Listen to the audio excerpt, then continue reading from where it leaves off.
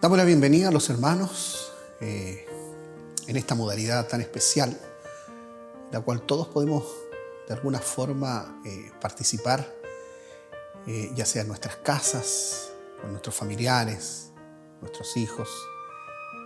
Pero la palabra del Señor no puede dejar de hablarse y de predicar.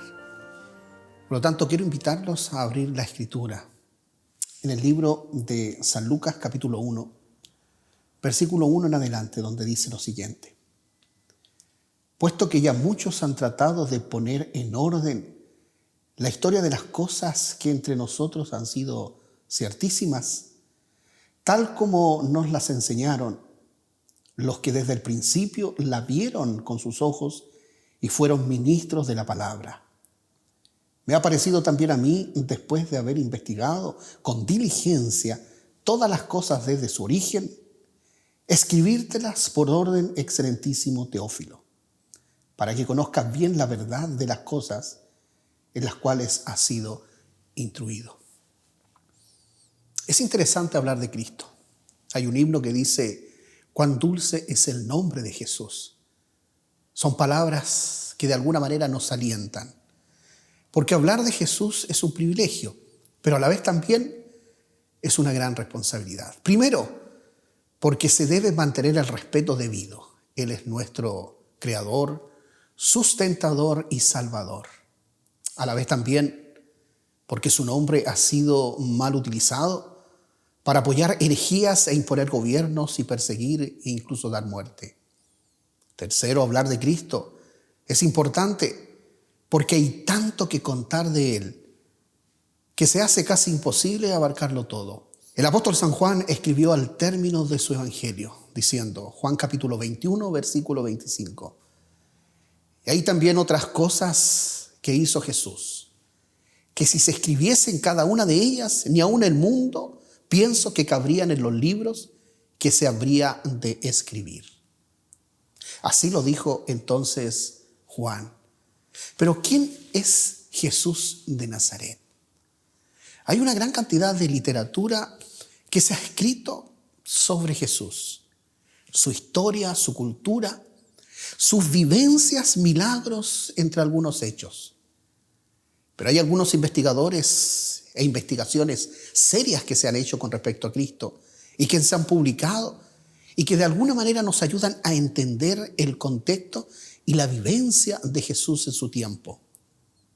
Pero también otros que buscan forma de desacreditar el nombre de Jesús. Partamos por una pregunta. ¿Por qué los cristianos no se conforman solo con los evangelios? Es interesante porque el hombre occidental quiere saber más acerca de Jesús. ¿Qué ocurrió realmente con Él? Pero también lo busca en los evangelios, en la palabra, en las escrituras.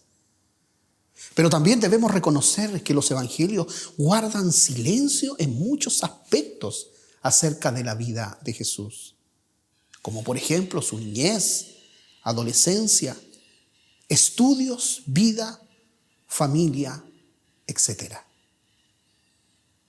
Pero la otra pregunta que podríamos resaltar es: ¿cómo se relacionó Jesús con la historia? ¿Qué sabemos de la existencia de Jesús fuera de los evangelios y la palabra? Hay que comprender que los evangelios no son la única fuente histórica que hace referencia a Jesús. No podemos tampoco pensar que los relatos de Jesús se deben a solo sus seguidores. También encontramos algunas fuentes contrarias también al cristianismo, que corroboran las experiencias de Jesús descritas en la palabra de Dios y de manera específica en los 4 evangelios. Veamos algunas de estas fuentes. Tácito, por ejemplo, fue un historiador romano. Su cargo fue pretor y cónsul. Él vivió en el año 97 después de Cristo y registró el surgimiento de un movimiento originado en Judea. Se pensaba que su fundador era un tal llamado Jesús. Tenemos otro historiador también, Flavio Josefo, nacido en Jerusalén en el año 37-38 después de Cristo. Él registró también algunas de las revueltas judías. De sus obras, 2 de ellas hacen referencia a Jesús. Y fíjense lo que él escribe. Él dice: vivió por esa época Jesús, un hombre sabio. Fue autor de hechos extraordinarios. También encontramos la literatura rabínica, escrito por los rabinos, que hablan acerca de Jesús entre el año 1 y 2 después de Cristo. Son fuentes exegéticas y de trabajo de escribas y rabinos en el tiempo de Jesús. Debemos también entender que es interesante mencionar que este tipo de literatura no trata muy bien a Jesús. Lógico. La palabra que se usan no merecen una descripción en este tema, ni siquiera mencionarlas. Se menciona, por ejemplo, que Jesús nació en circunstancias extrañas de una virgen. También se menciona que él realizó milagros y curaciones. Y que también tenía este llamado Jesús seguidores y que murió colgado también en una cruz como un malhechor. Pero miremos un poquitito el entorno de Cristo. Es interesante que cuando comenzamos a descubrir lo que la historia y la arqueología nos hablan acerca de Jesús, hay muchas cosas que comienzan en la mente a imaginar. Pero no podemos tampoco dejar de mirar que el nacimiento de Cristo de manera clara y específica, algunos de los historiadores ponen el nacimiento de Jesús en el año 6 antes de Jesús, antes de Cristo, al final del reinado de Herodes el Grande. Pero el comentario bíblico adventista tiene como fecha finales del año 5 antes de su era. Era de Nazaret Jesús, pero también de Galilea. Marcos capítulo 1, versículo 9. Quiero invitarlos a que busquen en la Biblia lo que habla el evangelista acerca de Jesús. Marcos capítulo 1, versículo 9. Dice lo siguiente: y aconteció en aquellos días que Jesús vino de Nazaret de Galilea y fue bautizado por Juan en el Jordán. Nazaret era un pequeño pueblo ignorado hasta hoy en día por los historiadores. Ni siquiera se menciona ni es mencionado por Josefo, por ejemplo, que vivió en tiempos de Jesús. Hoy Nazaret es una gran ciudad y en las excavaciones se han encontrado ruinas de un antiguo poblado con pequeñas casas de 1 o 2 piezas. En ellas se han encontrado jarras, se han encontrado herramientas de tierra que son y que han sido utilizadas en el siglo I. Hoy, si usted va a Nazaret, se va a encontrar con una gran ciudad y puede ir de tour. Y ahí en ese tour le van a mostrar una aldea antigua que está recreada de acuerdo a los tiempos de Jesús. Usted puede entrar por los pasillos principales, puede ver las vides, ver también los lugares donde se alojaba a los forasteros, como también los lugares donde se formaba y se predicaba acerca de la palabra en una sinagoga. En esa aldea también, donde los viajeros y los turistas pueden ir a observar cómo era la vida en tiempo de Jesús, puede observar también un lugar donde se molía el trigo, como también donde se hacía este líquido tan precioso, utilizado desde muchos años, que es el aceite de oliva. Para Jesús, su pueblo no gozaba de buena reputación. Bien lo dice el evangelista en San Juan capítulo 1, versículo 45-46, donde él expresa esta pregunta: ¿de Nazaret puede salir algo bueno? Claro, Nazaret era un lugar donde proliferaban los bandidos. Había serios problemas de delincuencia, a tal punto que incluso los romanos tuvieron que juntar a una gran cantidad de ejércitos para acercarse a aquellos que atacaban a las caravanas que venían de diferentes lugares, porque estos bandidos asaltaban, saqueaban y mataban a la gente, quitándole las cosas que ellos llevaban. Un problema serio en ese tiempo para los romanos. Nazaret era un pueblo de familia. Había pobreza, pero su gente eran personas muy trabajadoras en ese tiempo. No podemos dejar de mencionar, por ejemplo, que Jesús sí sabía que era vivir diariamente, trabajando junto con su Padre para llevar el pan a casa de manera diaria. Porque el que vivía en Nazaret debía preocuparse por subsistir. Junto con su padre Jesús fue un artesano, aprendió la carpintería, pero también aprendió el arte del albañil. Jesús bien podría construir una vivienda con su padre y lo podía hacer a pulso. Su madre María, mujer muy esforzada, dice las Escrituras, con una fuerte tradición judía, la influencia que ella ejercía en Jesús y los conceptos que colocaba en la mente de Cristo le hacían pensar que Jesús podría ser reconocido por su agudeza mental y su rapidez mental e inteligencia por algún rabino renombrado. Si ustedes recuerdan la primera experiencia, por ejemplo, de Jesús cuando fue al templo y conversó con los rabinos. En esa partida dice Elena de White que la intención de María y de José era que ojalá reconociera un rabino la inteligencia y la agudeza de Jesús en la palabra. María colocaba diariamente en la mente de Jesús las enseñanzas de las Escrituras.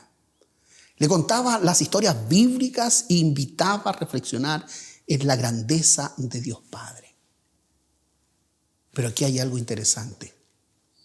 Jesús aprendió a vivir la vida del ser humano ahí en Nazaret. Con los juegos infantiles, con los estudios bíblicos que tenía junto a su madre. Y su padre que ponía la parte práctica y a la vez también la parte teológica del estudio de las Escrituras. El entorno de Jesús era así de sacrificio. Podía observar diariamente cómo los jornaleros iban y venían de sus trabajos. Podía mirarlos a lo mejor desde su ventana, cómo llegaban ellos cansados de haber trabajado durante el día. Veía también cómo las madres salían muy temprano por la mañana a buscar el agua, a buscar la leche y los lugares donde hacían pan para llevarlo luego a sus casas.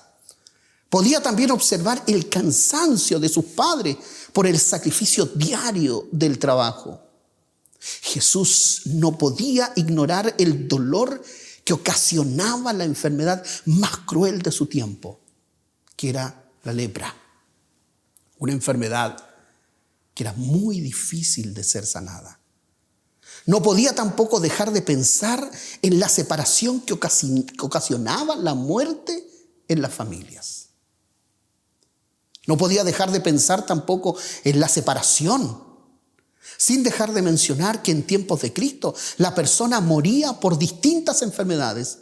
Algunas personas no superaban los 30 y los 40 años. En el tiempo de Jesús la sociedad vivía en conflictos. Los romanos oprimían a la gente mediante los impuestos de propiedad, impuestos al terreno, a la venta del ganado, a la venta de la tierra, el derecho a vivir, en otras palabras.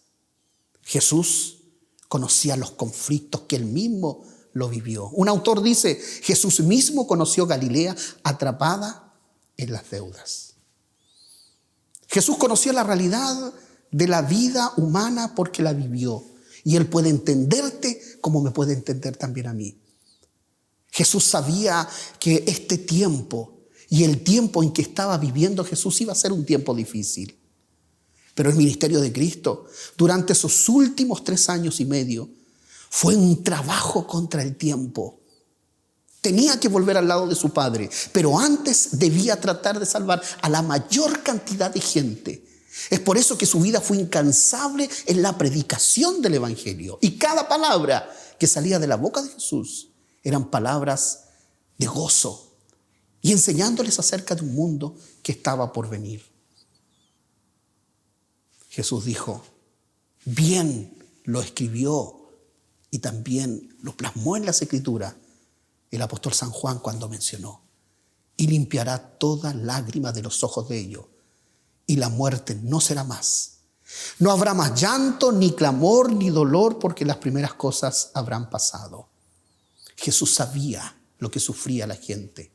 Sabía sobre las enfermedades y por eso las curaba. La Escritura nos comenta que el primer milagro de Jesús se realizó en una boda judía. No podía faltar a una boda porque era la alegría de las familias, la unión matrimonial.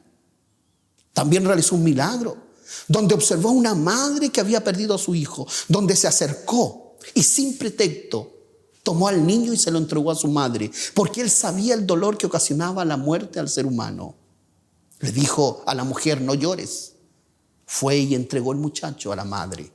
Jesús, por lo tanto, no podía dejar pasar esta escena, pues esta se repetiría a través de la historia humana. Los hombres perderían a sus seres queridos, pero Jesús sabía que a su regreso por segunda vez solucionaría los problemas de esta vida. El número de los milagros contados en los evangelios a veces son un tanto indiscretos, pero muy valiosos por su naturalidad. Son con autoridad, con una sola palabra, sencillos y simples. Pero no podemos dejar de mencionar que los milagros que realizó Jesús en favor de las personas son una fuerte garantía de autenticidad, porque Jesús es el autor de la vida. Además, los milagros que realizó Jesús iban acompañados de un cambio de actitud por el sanado. Los milagros a la vez eran parte de la enseñanza de Jesús, eran acciones de poder, de amor, eran hechos portentosos que el creyente hoy debe tomar a consideración, porque Jesús es el único que puede dar vida y sanar los problemas de esta sociedad. Un leproso se acercó a Jesús y le dijo, ¿puedes limpiarme? Y Jesús, movido a compasión, lo dice el Evangelio de Marcos, que Jesús lo tomó y le dijo, sí, quiero la limpieza de tu vida. Al instante la lepra lo dejó y quedó limpio. Este fue un acto de amor, un acto de misericordia. Mis hermanos, los milagros son tan grandes de describir en la vida del ser humano, porque son manifestaciones en las cuales el Señor se compadece de nosotros. Él sabe que todo va a terminar. Lo predijo en la palabra de Dios, que todo terminaría. El dolor, la angustia y el sufrimiento. Que un día, cuando Él regrese por segunda vez, la muerte dejará de enseñorearse ante la vida. Él ha descrito que la vida venidera, un paraíso donde el amor y la paz reinarán. Él comentó a sus discípulos que la pobreza y la injusticia social tienen su tiempo contado, y Él indicó a sus seguidores que el hambre no existiría más y que no tendrían que luchar a diario por llevar el pan a sus hijos. Alguien escribió el siguiente rezo: Jesús, Maestro, queremos escucharte, háblanos con autoridad. Enséñanos tu palabra y líbranos del mal. Echa todo lo malo de nosotros, no dejes que caigamos bajo el dominio del mal. Líbranos del maligno y danos paz. Y es interesante porque Marcos registra que a la caída de la tarde, después de la puesta de sol, trajeron muchos enfermos.